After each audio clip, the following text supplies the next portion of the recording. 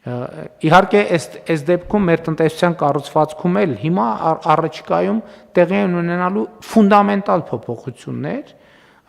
մասնավորապես հիմա մենք տեսնում ենք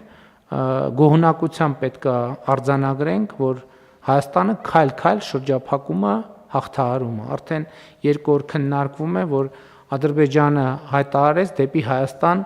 արտահանման սահմանափակումների վերացման մասին եւ ես միջազգային հարթակում Թբիլիսիում տեղի ունեցած Մետաքսի ճանապարհ համաժողովի ժամանակ իմ գնահատանքն եմ արտահայտել Ադրբեջանի նախագահի այս որոշման կապակցությամբ եւ ողջունել եմ այդ որոշումը, նույնը ուզում եմ անել նաեւ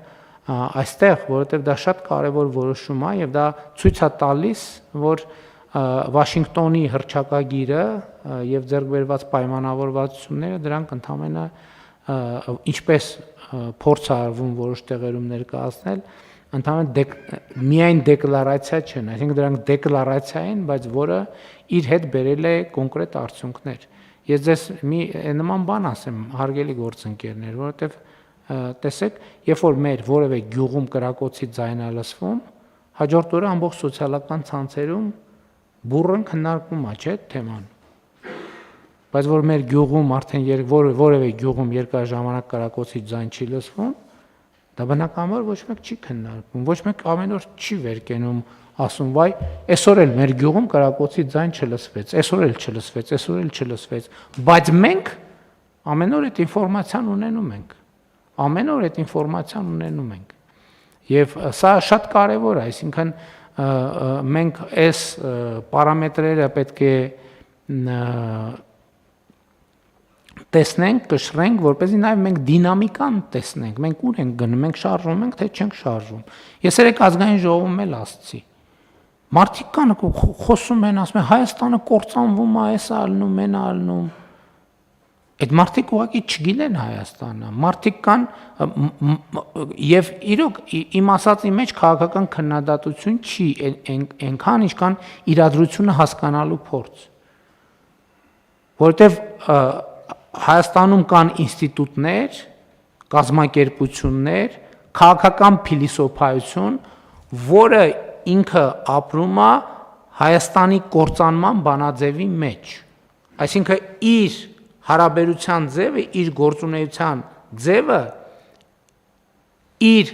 գործունեության օբյեկտը կործանվող Հայաստանն է։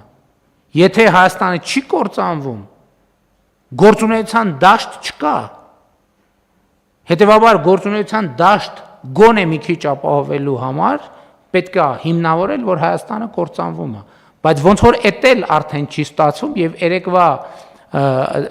ընդդիմության դատարկ տեղերով խորհրդարանական դահլիճը դրա մասին է վկայում, որ արդեն էտել չի լինում հիմնավորել։ Բայց ամեն դեպքում ես չեմ ուզում, որ մենք նաև ինքնամոռացության մեջ ընկնենք, մենք երբեք ոչ մի մարտահրավեր չենք կարող չնկատել։ Էդ էլ եմ ասում, այդ ռեժիմից էլ է պետք դուրս գալ, որ կառավարությունը մի ինստիտուտ է կամ իշխանությունը, որը ամեն օր պետք է ապացուցի, որ ամեն ինչ փայլուն է, անդիմությունն էլ հակառակը ապացուցի։ Ոչ, մենք պետք է մեր խնդիրների մասին խոսանք, նախ որ հանրությունն իմանա, որ մենք գիտենք այդ խնդիրների մասին, որովհետև երբեմն կարա տպավորություն ստացվի, որ մենք խնդիրների մասին տեղյակ չենք, էլի կաբինետներում փակված, տենց ոչ մի բանից տեղյակ չենք։ Ես ձեզ վստահ ասում եմ, որև մեկը Հայաստանի խնդիրների մասին չգիտի այնքան, ինչքան մենք։ Բացառված բան է, որ այդպիսի իրավիճակ լինի։